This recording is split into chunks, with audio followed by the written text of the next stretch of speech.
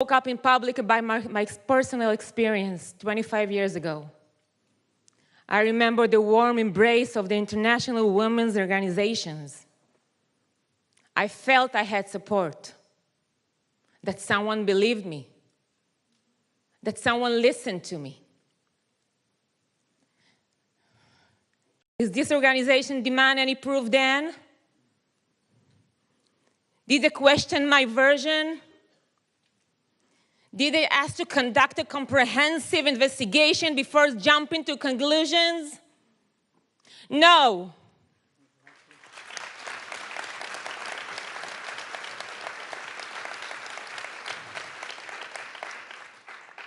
How convenient it was at that time for these organizations to use my name, my fame, to invite me to their conferences that are in word of their own, to take a photo with the woman who became for them a symbol. And how ashamed, so ashamed I feel that I was nothing but an extra in their production.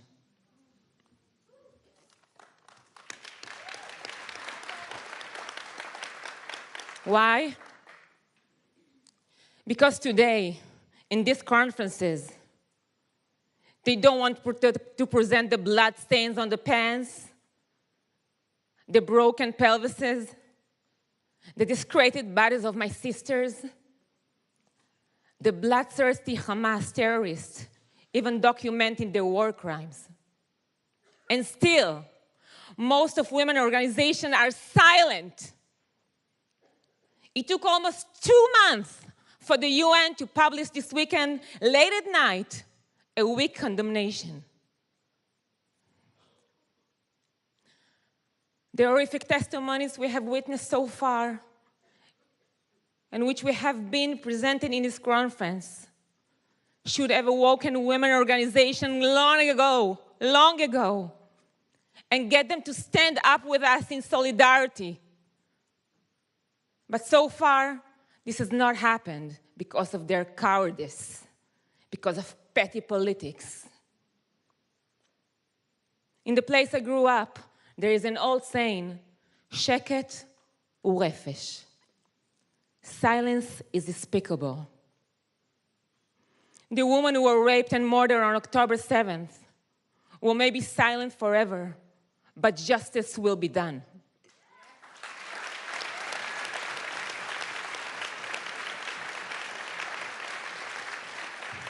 Truth shall prevail.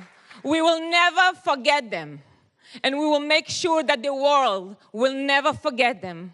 We will be the voice that was taken away from them. Thank you very much.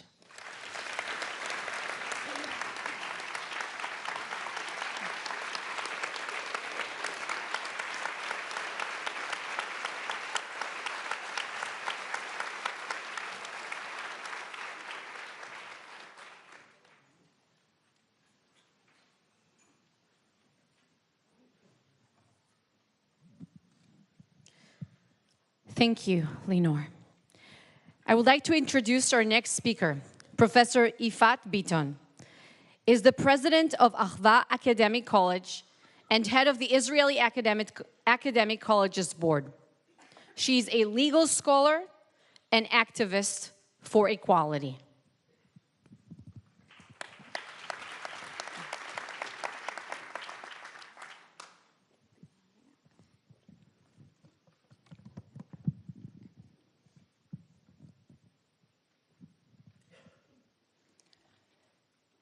Dear guests, I'm here today to speak on behalf of the silenced. Decades of researching and litigating for women in their most vulnerable positions have not prepared me for this current mission of giving voice to those who were silenced twice, not once. First on October 7th by Hamas, and second by the silence of the very UN organizations that were entrusted with the mandate of protecting them. Hamas terrorists committed countless violations of international humanitarian law against Israelis, attempting to demolish the Jewish people. They executed heinous war crimes and crimes against humanity. their systemic and pre-organized use of sexual violence as a weapon of war was aimed to destroy our society through the bodies of women. The atrocious crimes perpetrated, filmed and distributed by Hamas terrorists, brutally assaulting and torturing women, girls, children, and men can no longer be denied.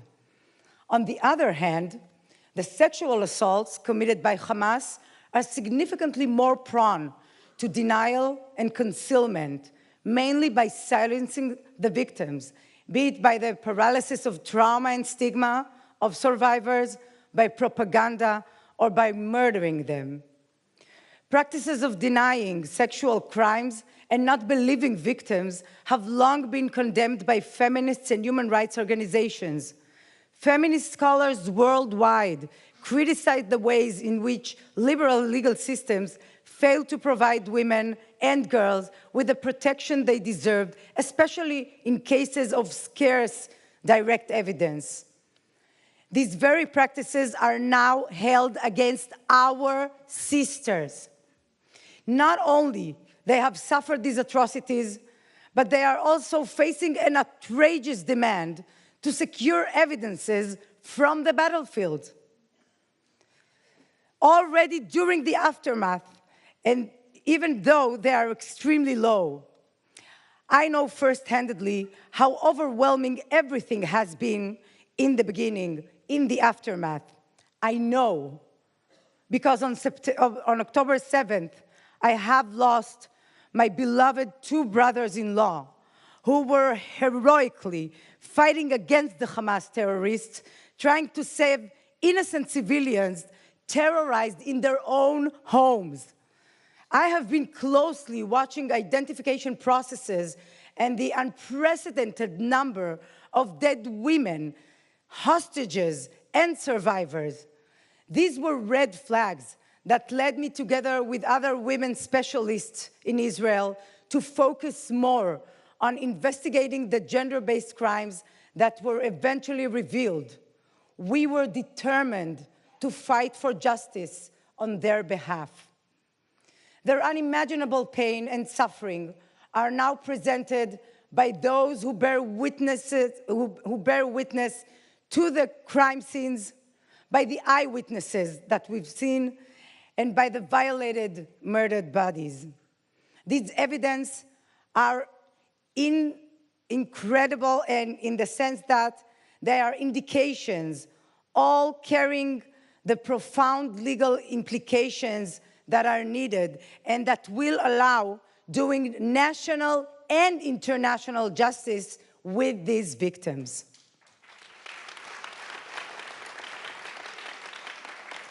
The extent to which sexual assaults and rapes were committed by Hamas is already gruesome, and much more remains to be revealed as Israeli justice system is relentlessly investigating it. Your Excellencies, the world must unequivocally condemn these atrocities. Siding with our victims of these gender-based crimes would not position you a step beyond siding with basic norms of justice. If you tolerate this, if we tolerate this, we tolerate the demolition of the building blocks of humanity. If you tolerate this, then your daughters, your wives, and mothers will be next.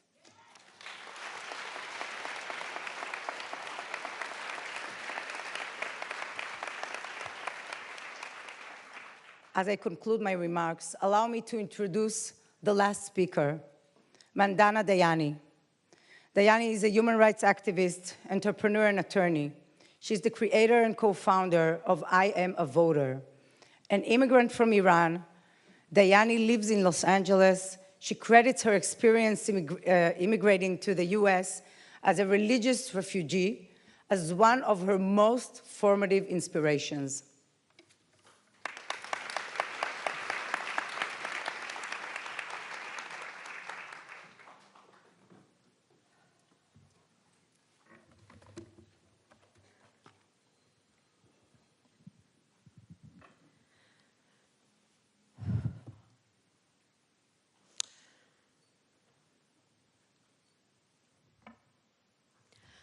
The first time I had a gun pointed to my head, I was 4 years old. I was walking to the park with my mom in Tehran when the Islamic Republic's morality police pulled up alongside us. While their job was to monitor our hem lengths and our hair covering, their real job was abusing their power to deny women our rights and agency through deliberate acts of intimidation, dehumanization, and outright terror. I've never, ever forgotten the evil I saw in their eyes that morning. Even as a little girl, I knew a real-life monster when I saw one.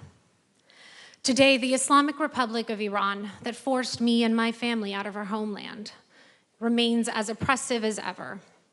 And it is the same regime that funds the terrorist group Hamas. On the morning of October 7th, Hamas brutalized, bound, burned, murdered, beheaded, and sexually assaulted young girls and women in Israel. They raped young girls at a music festival and threw their dead, naked bodies into piles on top of each other. They raped women and teenage girls with such force and mutilation that medical examiners found them with shattered pelvises and missing organs. They raped the dead bodies of women. They dragged women through the streets and paraded them as their conquests to cheering crowds. Rape was a premeditated, orchestrated, deliberate tactic of war. Monsters. As a feminist and activist, I have stood shoulder to shoulder with women my entire adult life. Women who look like me and women who don't.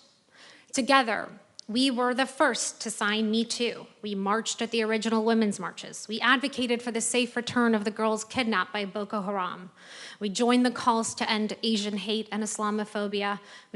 We supported Black Lives Matter. We campaigned for LGBTQ rights. We spent months protesting for women life freedom. We flew to the US-Mexico border to demand the reunification of families. We fought to protect our democracy. But then, on October 7th, I suddenly found myself completely alone. The champions I had stood next to so many times through so many injustices just disappeared. I was heartbroken and abandoned. Peers, friends, universities, and fellow leaders who still remain silent, you have made the deliberate choice to look the other way. You saw the videos, you saw the photos, many recorded and live streamed by the terrorists themselves on our feeds. You know exactly what happened to these girls, and yet you turned away. You ignored our pleas to bring the hostages home. You didn't participate in our campaigns. You didn't hold signs. You didn't march. You didn't wear the t-shirts. You didn't sign the letters. When our women's mouths were bound and gagged, you chose not to be their voice. UN Women, it took you 50 days to condemn this gender-based violence and another 7 to utter a single word about the terrorists that perpetrated them. When we commit to speaking out for women and girls, that means all women and girls.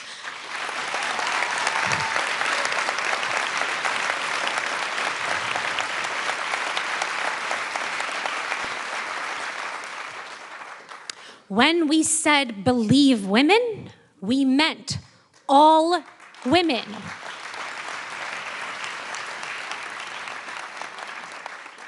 So if you ignore the very clear and obvious violation of just these innocent women and girls, or worse, when you twist propaganda to dare justify it, then you are politicizing their pain. You are denying their stories. You are stating that their rights are undeserving and that their suffering is unworthy of your protection, and you are complicit in emboldening their perpetrators who must be held to account.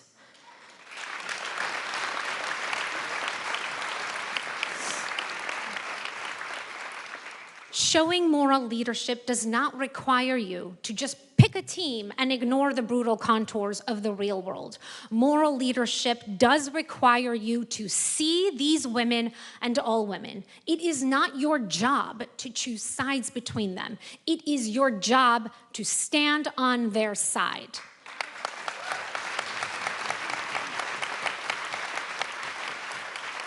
Now, the United Nations has a very long history of singling out the state of Israel. But I am not here to justify the need for a Jewish homeland or defend its right, our right, to exist. Because this, today, these brave people before you, this is about the women and the girls. And for their sake, it is time that the United Nations opens its eyes and does its job. It is time that my fellow leaders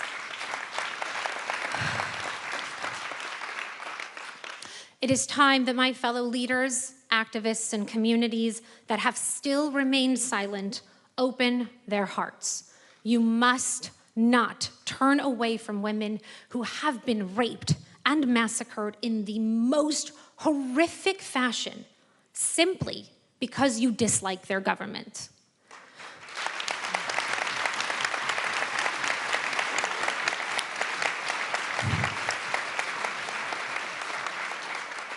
Why is it that you cannot summon up your compassion for them? Why is it that you cannot find your voice to speak up for them?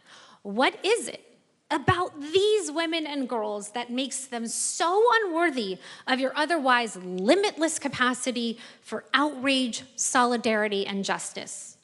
Once again, I'm afraid the reason is quite simple. Because they're Jews. If that is not the case, then now is the time to prove it. Join us. Speak up. Condemn the barbaric violence by Hamas against women and girls. I need you. We need you. These women and girls need you.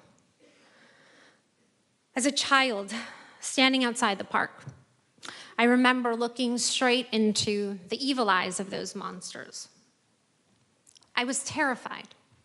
I knew those men would get away with anything they did that morning. I knew I had to remain silent. But I don't anymore. And neither do you. Please, please hold these monsters accountable. Denounce these war crimes, and always believe all women. Thank you.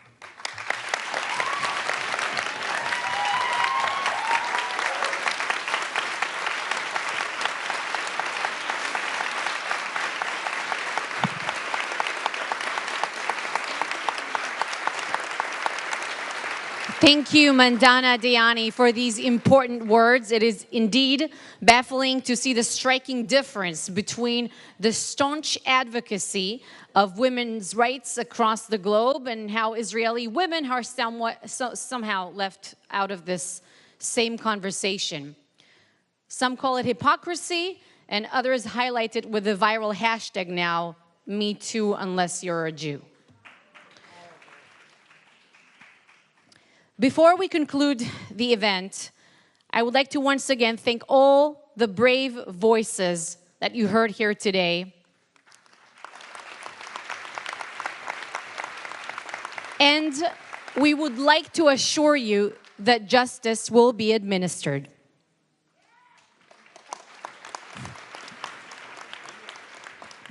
I would like to bring to your attention, once again, if you haven't noticed, we will play it once again, the very powerful artwork displayed on the screens before you entered. We will show it again, reflecting how October 7th moments have been inscribed into the collective national trauma.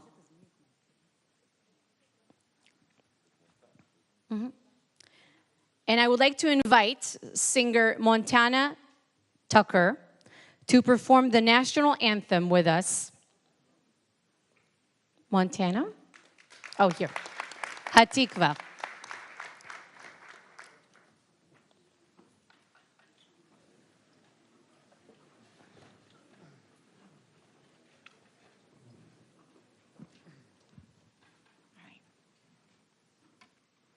Thank you. Kolor baleva pnima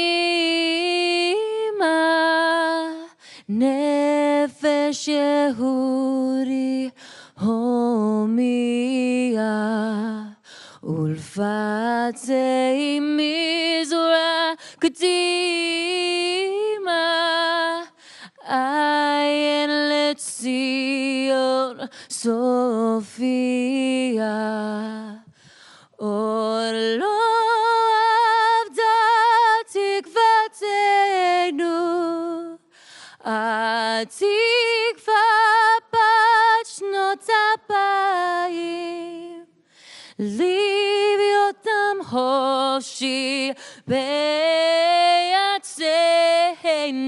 eret Zion Verushalayim. Livyotam hoshi beyatzenu eret Zion Verushalayim. Am Yisrael Hai. Thank you, everyone. This concludes our event. Thank you for being here today.